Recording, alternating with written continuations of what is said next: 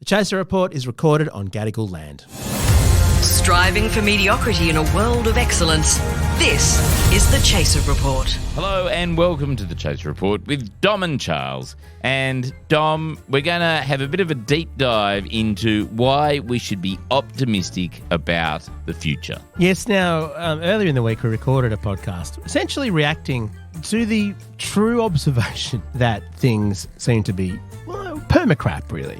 Things are just not looking good at all at the moment. Some people emailed us on podcast@chaser.com.au and reacted to that. So is the world getting better or worse? What advice did you give us to cheer us up or make us even more depressed? We'll find out after this. Okay, so the first email we got, which shows you that our podcast listeners are a bit lazy, which was like 10 a.m. in the morning after it got launched, was from Matthew Lorenzen, who said, look, yes, the world's terrible, but that he developed a far more optimistic perspective after reading the work of the complexity theorist Peter Turchin.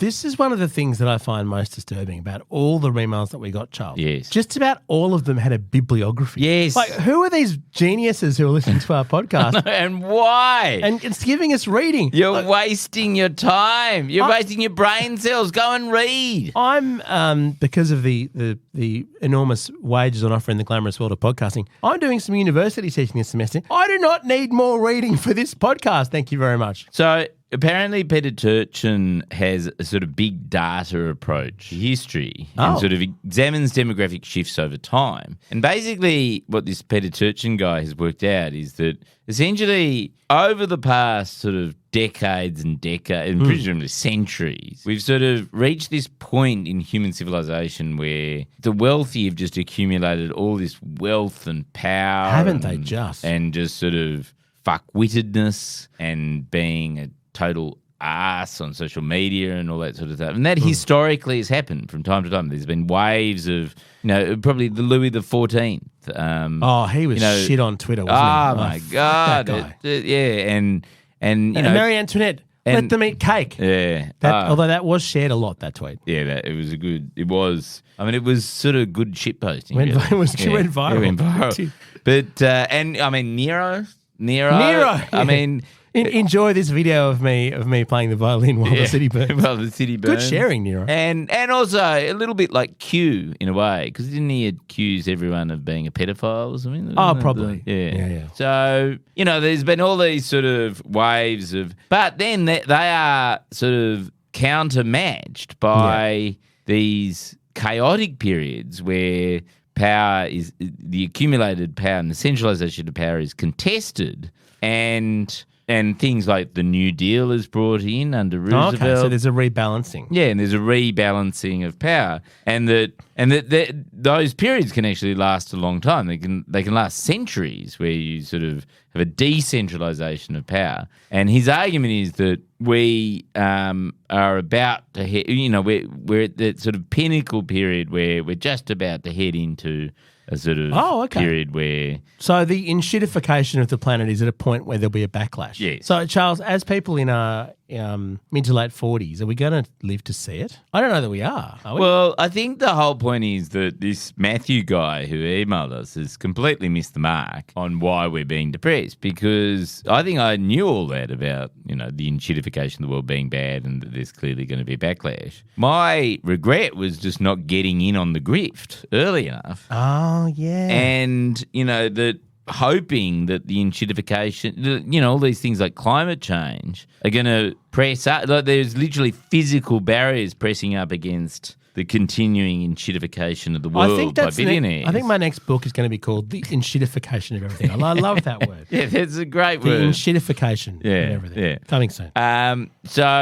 But pushing up against that, and I just wanted to get in on that at the ground floor. Good, because I don't know, lots of people are going on strike. In Australia, but in the US, it's just incredible. Like everyone's on strike at the moment. Hospitality staff, they're getting lippy. I don't know whether you follow the anti-work subreddit. You're just going. Workers are rising up. I don't want that. I want reliable service for low cost. You know, like Don't worry, Charles. The last time there was a workers' revolution, it turned out to have just been run by lazy intellectuals who then killed everyone, killed all the genuine workers. well, I'll tell you what. I reckon those lazy intellectuals are our listener base, given the bibliography. I must say, been sent because through. Peter Turchin, to me, Charles, that just reminds me of Christianity, right? Oh, it sucks now, but just think of the rewards down the track. No. Yeah. I But- want it to not suck But today, it's Peter Turchin. Jesus Christ, if he was using big data. Okay, then we had. You've got to read out the one that you SMS me. I SMS'd him with your screen cap because it was so enjoyable. Yeah. Hi, this is from Sam. In times of extreme adversity, all we have to cling on to is optimism. Wrong! If you can no longer remain optimistic, it could be an indication that it's time for well, he means you, but he wrote your. It's time for you to vacate the space and your position and platform others and give them the space to express their positions, ideas and beliefs that can serve as solutions to existing challenges. This is basically telling us very politely to just fuck off and give someone else a go. I know, it is the world's politest sentence that means fuck off. Fuck off and die. In the history of... and I don't disagree with it. I mean, that would be a good solution. Yes. The reality of this is the podcasting is a very crowded space. If people want to listen to more optimistic podcasts, they're welcome to. But what I've learned is that we should be more depressing because people email us to try to cheer us up when we whinge about the existence of everything. I do like his PS, The though. PS is great. You should read that. If you want to offload an avocado, I would take one, even though I don't have a bath, let alone a pool. So, I mean, he's grifting. arguing for the power of optimism. Yeah. That's pretty fucking optimistic to write after you told us to basically go away and platform others. This podcast, Charles, we used to platform others. We tried this. Remember? We had guests. We had young people. We had interns. We employed a whole lot of interns, and people would email us going, "How dare you not pay your interns?" It's like, I am paying the interns a fuck ton, far more than they're ever worth. Isn't that why they're not here anymore? Because we couldn't afford to pay them anymore. Because you didn't want them to work for free. No, I didn't want them to work for free because I'm not a fucking arsehole. Yeah, that's right. However, they're all doing other things now because essentially they're the all business model was broken. No, they're really successful because I platformed them. Don't do that. I want to kick the ladder out from underneath them. It's certainly I true. think the whole point of this podcast should be to sort of bring the ladder up and stop young people like Gabby and Alexa and Alexa's Lachlan huge now, isn't he? Like they're all like I'll tell you what happened to the fucking people we platformed. Gabby Bold is in a sold out musical at the Hayes Theatre. It's called Murder for Two. Try and get a ticket if you're in Sydney, but you probably won't because it's a fucking disastrous success. Mm-hmm.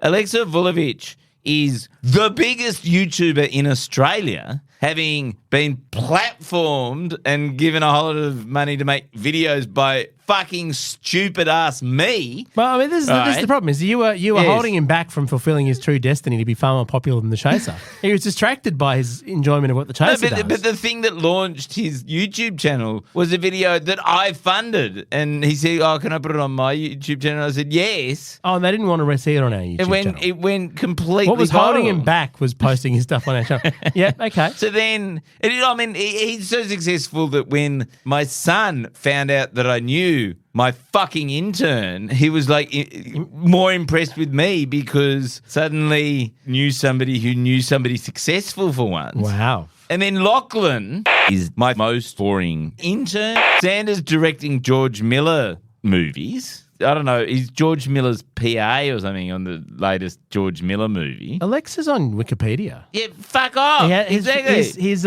videos have been viewed more than 388 million times. Shut up! Wow, Charles, you really... this is why... about Mark Humphries and how you created Mark Humphries and he surpassed you. Yeah. Wow. No. This is a serial situation. He's out Mark Humphries. So there you go. So Sam... Yeah, so the point is, don't do that. And also, why would you be optimistic about the idea that other people can succeed more than you? Yeah, wait till it happens to you, Sam, then you'll be less chipper about it, okay? The Chaser Report. Less news, more often. And then we have Kelly, who's giving us a reason for hope and says, Kaya, g'day, Chaser team. And coming from UWA, I didn't know we had listeners in WA. That's fantastic. Hello, Very good news. Perth. Sorry you live in such a shit place. From the Noongar Nation. Fantastic. What does she have to say? This is a very long essay. In fact, there's a lot of names. I haven't read any of these names. She recommends von Hildebrand's series of essays book called The Art of Living. I don't trust a Hildebrand since I started reading Joe. Yeah, frankly, I think that's worrying. Well, in fairness, I think this is von Hildebrand. Von Hildebrand, yeah. Joe von Hildebrand. That does sound more Prussian, doesn't it? Yeah. But it's interesting because I think a lot of the suggestions are fiction. Yes, which I do find fiction. G.K. Chesterton, I like G.K. Chesterton. Yeah, Iris Murdoch. But the thing is, like, okay, but that's fiction. Like, by definition, it's not true. Okay, so, I'll cheer myself up by reading something that's not true. That literally is the definition of why, like, it's not true. Like, I'm feeling good because I've read something that's not true. But also, Charles, I don't want to read fiction because every novel that I read is more successful than mine. I've written 3 novels. The only novel that can cheer me up is my own novel. Like every novel you've referred me to. Don't read is a your novel novels. that someone else has gotten published, which is more memorable than mine. You'll get very depressed if you read. I'm going to write novels. another one, loosely inspired by Charles. That's my that's my concept. And it's called the Enshitification. Enshitification of everything. So, look, thank you all for your attempts to cheer us up. It's been very enjoyable hearing all of your theories about why everything doesn't suck. We are going to. I also got a whole lot of invoices today, so that's another reason to be pessimistic. So. We are doing talkback. Yes. So Dom and I are having a bit of an argument about how to do talkback successfully. Yeah, we're not sure. The question is, do we do it over Zoom, which would make it a lot easier and probably a little bit more fun because we could actually see everyone. And people would just join randomly and then go away again and it would be kind of weird. And we can promote it through social media and share the link. Yep. But I kind of feel like we also should put out our phone number so that we can actually have so it's old school style. Well, because then it will be engaged. Yeah. You can turn off call waiting and people just keep trying till they get through. Yeah, exactly. I kind of like the mess of a communal Zoom. Anyway, we'll choose one of those 2 methods, whatever it is. No, but I don't. Well, why wouldn't we just do both? You want to do both at once? Why don't we just set up the Zoom? Well, we'll just see which one's better. See which one's better. Okay, we do a Zoom, but we take the occasional call. This is on Thursday afternoon. Yeah, I'm going to do this on Thursday afternoon. So even if you don't want to say anything, you can just tune in and watch what we do. Thursday, 3 p.m. Oh, wait a minute. Are we going to do it live? Oh, yeah. I suppose. If you can tune in on the Zoom. You'll hear. We won't publish it straight away. We'll edit it. We'll make Lachlan edit it. Paul Lachlan. Yeah. But if you want to sort of see it being recorded in real time, just jump on the Zoom. Yeah. Unless it fills up, in which case if you don't say anything, we'll kick you off. But I think we've got like 100. 100 spots? 100 spots. What are the odds we'll get 100 people tuning in? 3 3 p.m. on a Thursday afternoon. We might. 3 p.m. this Thursday, Sydney time. We need to set a topic for the first ever call-in sort of whatever it's called, talkback radio. Let's call it talkback radio. Is everything shit? Okay. Oh, so that's the topic. Okay. That's the topic. Is everything shit, or is it the enshitification of everything? Is everything terrible, or is there reason to be hopeful? I'll give you an optimistic reason, Charles. I'll give you something exciting that's happened since we last spoke about this. Because I was going to suggest a different topic. Oh, what's your topic? Which was bad boss stories. Oh, that's just regular talkback. Yeah, because that's what Triple M, when we were at Triple M, they always said, if in doubt, what you do is you just open the lines. My boss is a piece and of you shit. say bad boss stories and the lines light up. And we did, in fairness, we did actually do that a few times. And it was always great radio. Well, everyone's got a good radio. story. Yeah, particularly those who've worked for you. Yeah. Okay, so here's a counterexample. Here's proof that the good things can happen in this world. I am. Okay. This is incontrovertible. Is this sarcastic? No.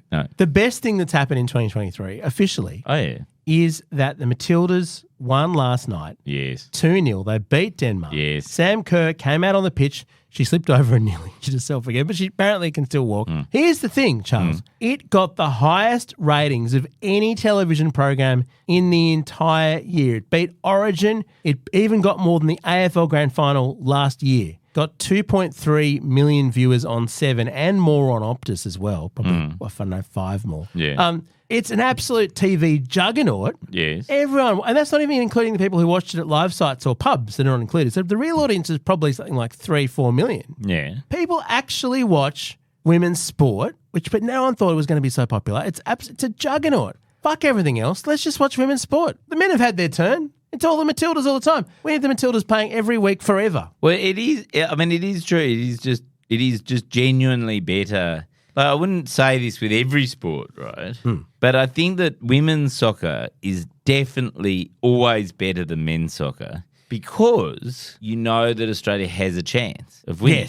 Yes. There was an amazing moment in the Men's World Cup where for the first, 10, 15 minutes or so, we were actually beating France.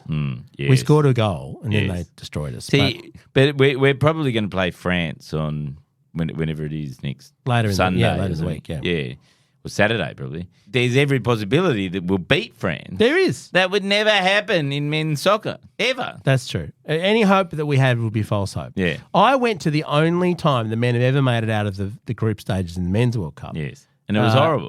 We played Italy. Yes, it was depressing. And at the last minute, they someone dived and they got a free. They got a free kick and won. Yeah, that's right. Yes, I remember. It was the enshitification of your enjoyment. That's right. Saturday night, Saturday 5 p.m. Australia versus to be determined. Yep. At the time of recording In Brisbane. and it is going to be, even though it's in Brisbane, it's going to be absolutely wonderful. Yeah. It's, you know what it's going to do? It's going to break the record of the last game. Good things can happen. We'll Yes. talk about this when we have our Zoom. Our Gears from Road, we're part of the Iconoclast Network. Catch you tomorrow.